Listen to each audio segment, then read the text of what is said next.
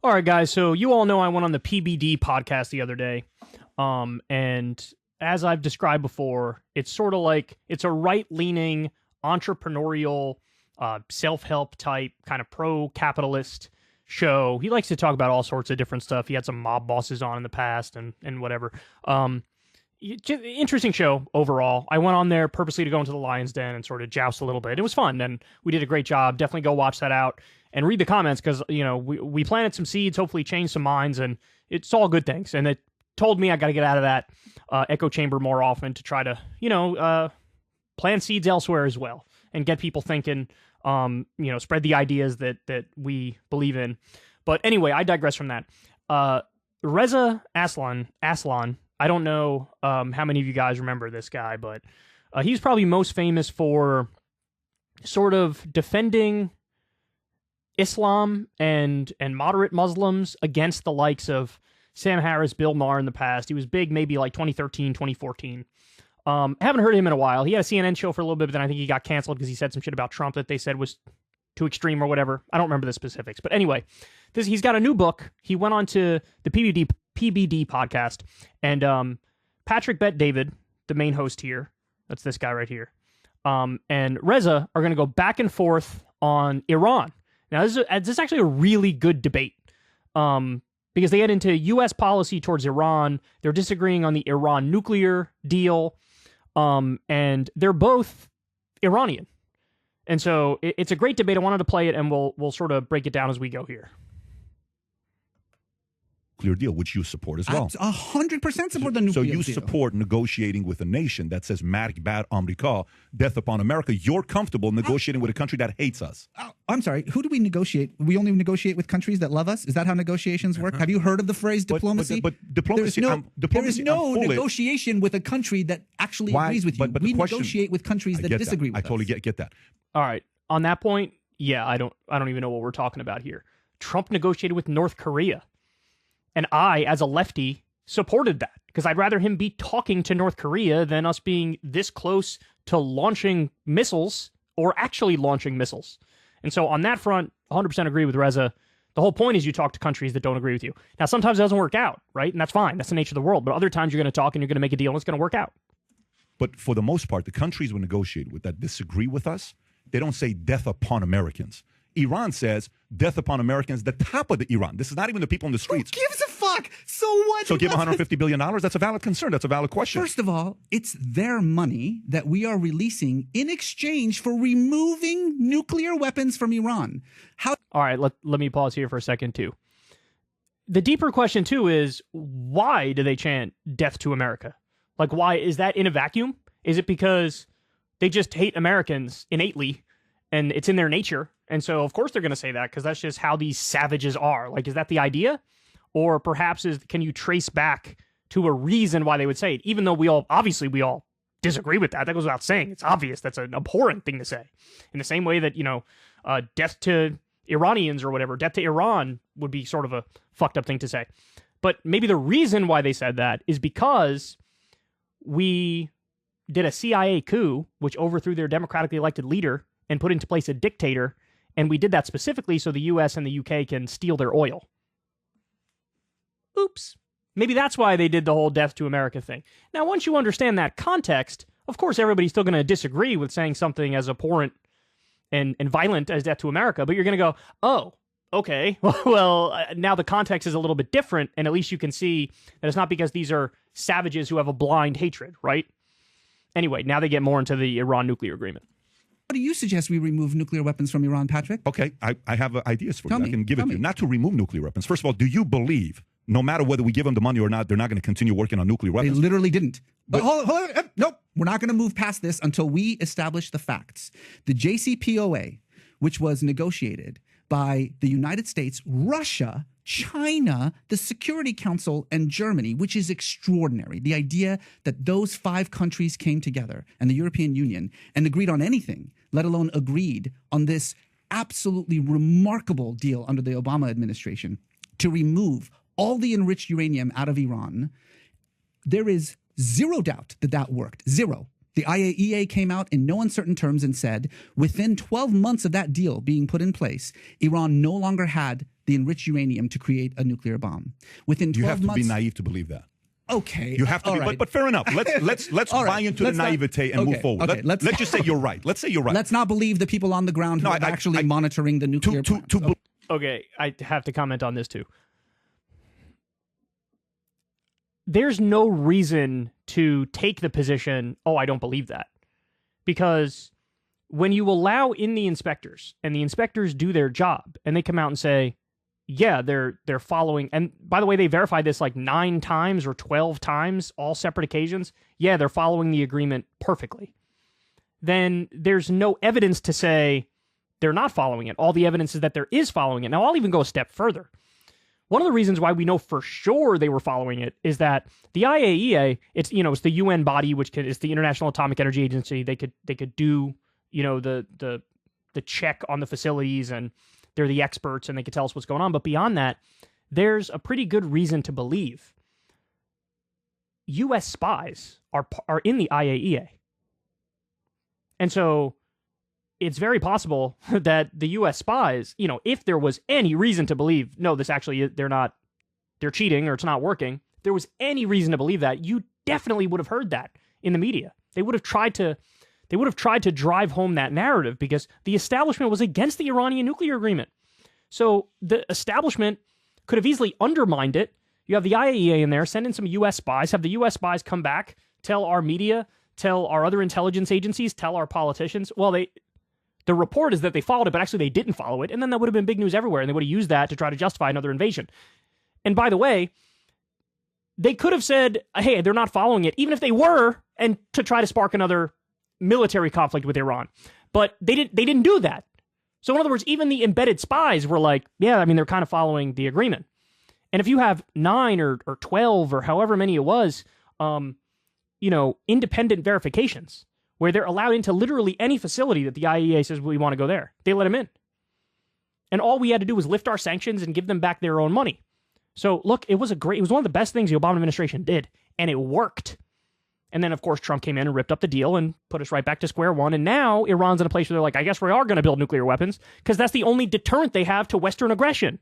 And the West has already proved they embrace aggression because we already did a CIA coup of their government in the past and would probably do it again. So... And the thing is, look, I don't want to be dismissive of what Patrick is saying because there's probably a lot of people who agree with that, just that sort of smug, flippant, like, I don't believe that. And it's like, okay, well then, you have to admit then there's literally no standard of evidence that would change your mind. Because we've hit the highest bar possible of evidence. Like, you can't get any better than an independent body, probably, infiltrated by U.S. spies, the IAEA of about 10 times saying, no, they actually are following it perfectly. And by the way, we did violate the deal. We sanctioned them, even though one of the key provisions of the deal was we just don't sanction them. We sanctioned them again. So we had violated it a number of times, and they still stayed in it until they fucking couldn't anymore. Okay, let's continue. Believe somebody that believes in the values that they do? Yes, I don't believe that. But let me go to the next one and ask you the question. Let me go to the next one. In other words, they're bad people, so you can never trust them. And it's like, okay, then why even go through the whole dog and pony show of ever negotiating? And to be fair to Pat, maybe that's his position. Like, you should have never negotiated in the first place. Let's see.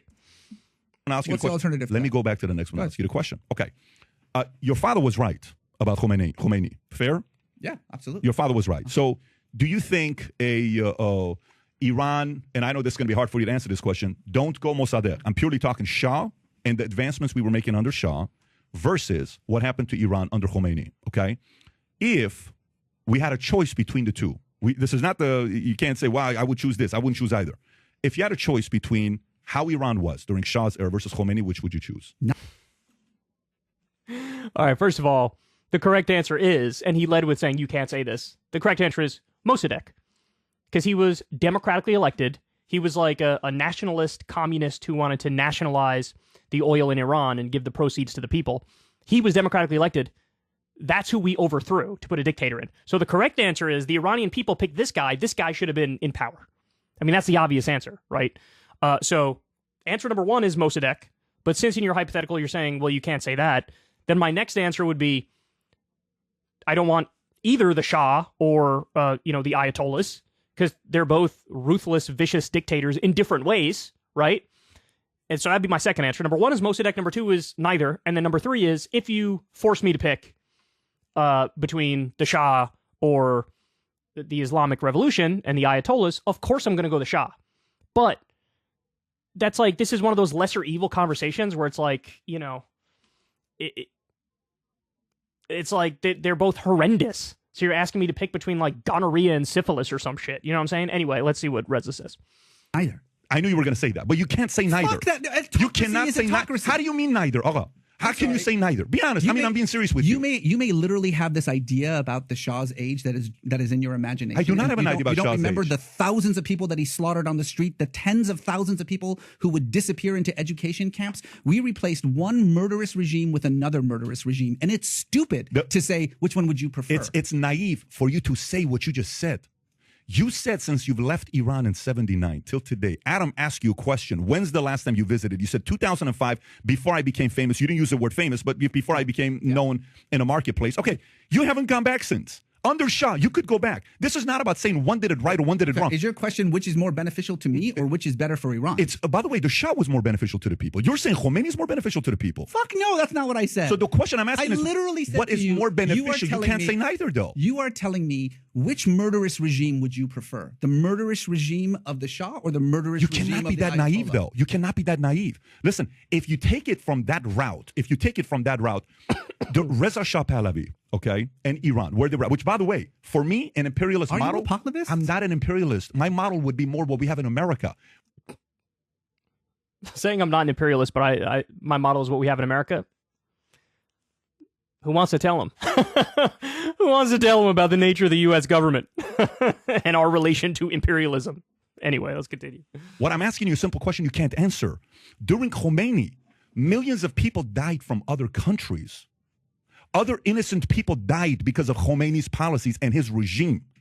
This is not Reza Pahlavi's other people died because of his regime. You can't give that argument. Okay. For you to say that I'm going to choose both the same. If what you want to do is a fun intellectual exercise in which you are saying, gun to my head, I can only pick the murderous regime of the Shah or the murderous regime of the Ayatollahs. It's too different. Which one would you want? You cannot say I would say the murderous regime of the Shah. Okay, so then... Because you got a gun to my head. Not because I got a gun to your head. Because logically, it makes sense to say right after Khomeini, you're probably not leaving Iran if Shah was still in Iran. Or not being in Iran. You probably would, and I would probably... And I'd be probably miserable. I wouldn't have rights. I don't think so. I disagree. You would have chosen to leave to another country. You would have chosen to come to... I think you've got a nostalgia for the days of the Shah. I don't have a nostalgia. Me a lot of like Make America Great Again. But this to me takes you back to why Nayak gets the criticism that it does. Because for you, you're saying give $150 billion to those guys, to Iran. It's their money. No, it's their money anyway. Yeah, okay. Anyway, it is their money, by the way. Anyway, so let's talk a little bit about this. The Shah versus the Ayatollahs. So we overthrew a democratically elected government in Iran, Mohammad Mossadegh, because he wanted to nationalize the oil. The UK and the US wanted to keep getting cheap oil. And so we put the dictator, the Shah, into place. Now, the Shah was a complicated character, namely because he was socially liberal. So, in other words, he didn't want Islamic conservatism to rule the country. He didn't want women having to cover their heads. He wanted social freedoms for people. So in that sense, he was a secular leader. And on that alone, obviously, from a Western perspective, we look at that and go, well, that's good. You have more freedom socially, so that's a positive thing. So that was the aspect of the Shah that I think people, whenever they talk about, like, wanting the days of the Shah back, that's what they mean. They mean, like, they wish women didn't have to cover up and you didn't have the Islamic morality police running around locking people up. And I understand people wanting that particular part of the Shah back. But, of course, the downside is you have a corrupt Western puppet who economically is literally in there just because he's a puppet to Western capital. And so that part people don't want back, right? Now, in the case of the Ayatollahs taking power, well, you kind of got the worst of both worlds after the Islamic Revolution. Why? Because you had colossal Western sanctions, so you kind of isolate the economy and strangle the economy of Iran, which hurts the people of Iran. So economically, it's massive degradation. And then socially, they crack down because they're Islamic fundamentalists, Shia Islamic fundamentalists. And so they took away all the freedoms in the social realm as well. And so, and this is why Reza keeps coming back to the point of like, hey man, they're both murderous regimes and they're both terrible authoritarian regimes just in different ways. So I don't even want to really answer your hypothetical because the real answer is I want neither of them in power, or They should have never overthrown, the U.S. should have never overthrown Mossadegh in the first place. He was democratically elected. So anyway, let's watch a little more, and then I'll give you my conclusion. But you're saying it's their money anyways. No, you're putting words in my mouth. Begu. We have two options with Iran's nuclear program. Two options and nothing else. Two options, period. We have a third option. What's the third option? I'll give you the third option. Option one, we blow the shit out of it. Okay. Option two, we use negotiation and diplomacy. What's your third option? Okay, so on that point, that is kind of the black and white options we're given in America. It's either the neocons do incredibly hawkish, interventionist, imperialist things and do another war, or you do negotiation and diplomacy to try to get to some mutual understanding, make sure they don't get nuclear weapons, and also open up their economy, help their people out. I mean, that's obviously the right answer, and Trump fucked everything up by ripping up the Iranian nuclear agreement because it was fucking working. But he's going to tell, well, it takes him a while to get to, I'll just tell you. So Patrick Bet-David's third option is, well, there's an uprising happening there right now. So basically, like, give weapons, give funds, give arms to people who are willing to fight the Iranian regime. I don't agree with that third option. That's just a softer version of the neocon answer. The neocon answer is like, do a ground invasion, let's just bomb the place to smithereens and fucking destroy it. His is like a soft imperialist response of like, you know, arm rebels and then let them do it themselves. It's like, but we've seen that before too, right? Like the U.S. armed quote-unquote moderate rebels in Syria, and that was a fucking disaster because a lot of them were actually jihadists and they weren't moderate rebels. I'm not saying it would be jihadists in Iran because it wouldn't be. They're not even Sunni Muslims. They're Shia Muslims, or you could even theoretically in this scenario arm non-Muslims, right? But we've seen what happens. Whenever we meddle, whenever we intervene, oftentimes things get worse. Like you could actually genuinely, legitimately get a government after the Ayatollahs that's actually fucking worse than the Ayatollahs. Do we really want that? Do we really want to roll the dice? And then also, what right is it of ours to determine for their fucking country what to do and what not to do? So anyway, I think this was a great debate. I'm happy they had it. Look, there's some interesting conversations that happened on this podcast. Again, I'm going to plug my own again, shamelessly. You guys definitely go watch me on the PBD podcast. I had a really great time having that conversation. I look forward to going back again in the future. Anytime we can get a lively debate where people truly believe in what they're saying, even if they take positions I find kind of silly, I'm here for it. So credit to them for this discussion and this debate. Needless to say, I agree way more with Reza on this one. I absolutely would have done the Iranian nuclear agreement. When Trump ripped it up, that was the fucking problem. Now, at the same time that's the case, that I believe in negotiation and diplomacy, also, I would support the protesters on the ground. Not with weapons. I don't want to do a fucking proxy war. I don't want to get directly involved. But I would just make clear, any of the young people who are fighting for reform and change and freedoms, more freedoms, I'm totally going to support them. And, you know, I would announce that to the world and I would say, you know, we're with you. So anyway, that's the gist of it. Good debate. If you want to see me and Crystal Ball interview legends like Noam Chomsky, Cornel West, and more, subscribe to Crystal, Kyle, and Friends on Substack. $5 a month gets you the video version a day early. Remember, we take 0 ad dollars for this podcast. Or you can sign up on Substack for free and get the audio version a day later. Link in the video description box below.